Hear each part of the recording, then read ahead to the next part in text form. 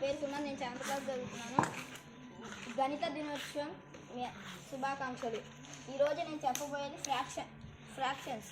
అంటే ఇప్పుడు ఈ బాక్స్లో సర్కిల్లో 4 పార్ట్స్ ఉన్నాయి. 4 పార్ట్స్లో 1 పార్ట్ కలర్తో ఫుల్ చేయబడింది, అందువల్ల 1/4 అంటే 1/4 అనే అర్థం. ఇక్కడ సర్కిల్లో 9 పార్ట్స్ ఉన్నాయి. 9 పార్ట్స్లో 3 పార్ట్స్ కలర్తో ఫుల్ చేయబడింది, అందువల్ల 3/9 అంటే 3 నైన్స్.